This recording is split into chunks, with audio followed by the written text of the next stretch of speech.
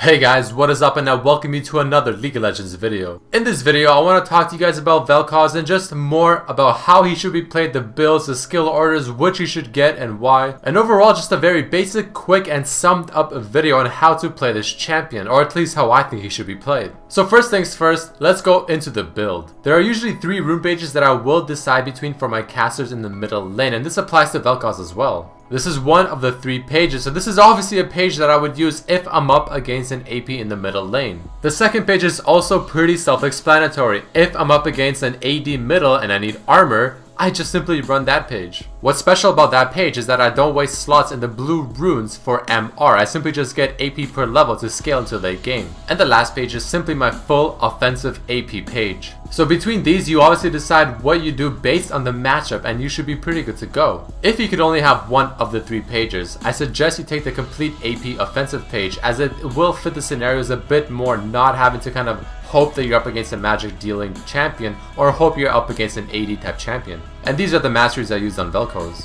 Overall, my standard AP page. While the laning phase is still happening in this video, let's talk about it as well. Overall, I think his laning phase is actually really safe because you can poke with really good abilities like his Q and W from afar, and once you get his E, if you ever land it, you can do a lot of burst damage to that champion. And plus, it's a very good skill to get someone off of you if they dive right on you, like an assassin or a jungler. So that being said, what I usually like to max is his W first. His W by far deals the most damage out of all his skills, but of course you have to hit both of them, which you have to rely on being able to either land your E into W or land a Q to slow them just enough for the second part of W to hit as well. On top of that, maxing W first also gives you the opportunity to push the lane extremely fast. Whenever a new wave is coming in, you throw your W once, it deals damage to almost all of them, if not all of them, and then you throw another W and all of them will die, since not only do you deal a lot of damage, but your passive will be procced on all those minions.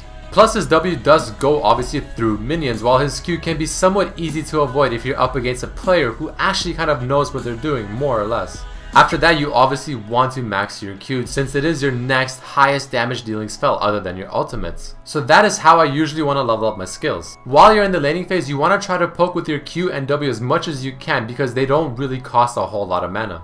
And once you get a bit of hurt onto them, you want to start looking for those E engages. If you ever land your E, you will do so much damage. So let's go over the combo that you want to do with him. You will actually see right here on the rise, you throw your E, W, Q, follow it up with your ultimate right away, and then just continue channeling your ultimate right on top of them, and chances are they will die. Because if you land your ulti for the full 2.5 second duration, you will actually get 3 stacks of your passive, which at level 18, it'll be roughly 600 true damage, all in a matter of seconds. But that's usually if you're trying to catch an unsuspecting foe. Another option in the laning phase is to first throw your Q, try to apply the slow, which in turn will let you land your E a lot easier, and then once you land your E, you follow it up with a nice W double hit. But that's geared a bit more towards just harassing rather than just going all out and bursting someone down.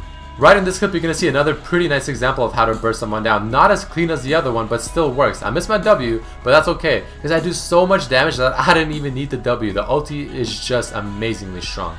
One really important thing that people may forget quite often with this champion is that his ultimate does apply a very solid slow, especially at rank 3. So you mustn't always use it just for the damage, you can also use it for the slow if someone is trying to run away. But let's go into his items now. Like I said, his skills really do not cost a lot of mana, but the cooldown is not the biggest as well, so you will be spamming quite a bit. So with that said, you usually want to go one of 3 items: a tier 2 Archangel Staff, Athene's Unholy Grail, or Morella Nomicon. Of the 3, I usually prefer Morella Nomicon because it does offer that really nice CDR, which I just personally love. But of course, if you're up against someone who deals a lot of magic damage in the lane and you just need the MR, then you probably want to go Athene's. If you want to scale a bit harder into late game and sacrifice a bit of damage in the early phases, Archangel Staff might be the way. But again, of the 3, I personally prefer Morella Nomicon. After you decide which of those 3 that you want to get, you have 2 more paths to choose from. The first path is just going a flat out burst type champion, which if you choose that path, you want to get something like a Rabadon's into probably a Void Staff into maybe an Hourglass or something of the sort. Something that just gives a lot of AP damage, maybe even a DFG. The second route is geared towards doing more damage in the earlier phases of the game, while also being a bit more sustained. And that item is none other than Liandry's Torment. If you do get this item, you will have a lot more sustained damage and a lot more damage earlier in the game. However, you must take advantage of that and try to scale off of it as hard as you can, which you can then follow it up with the Rabadons, Hourglass, Voice Staff, and any of those type items. The last thing I want to quickly mention is team fights. Naturally, you play like almost any other caster. You want to be in the back, trying to get some pickoffs, getting the CC with your E, throwing it in your Q for the harass as much as you can. And once the rest of your team, especially the front line, finally does engage, you want to throw off that badass laser of yours, the ultimate, and just do so much damage. His W is also very useful in team fights as it does a lot of damage in the team fight since no one will really see it or pay much attention to it.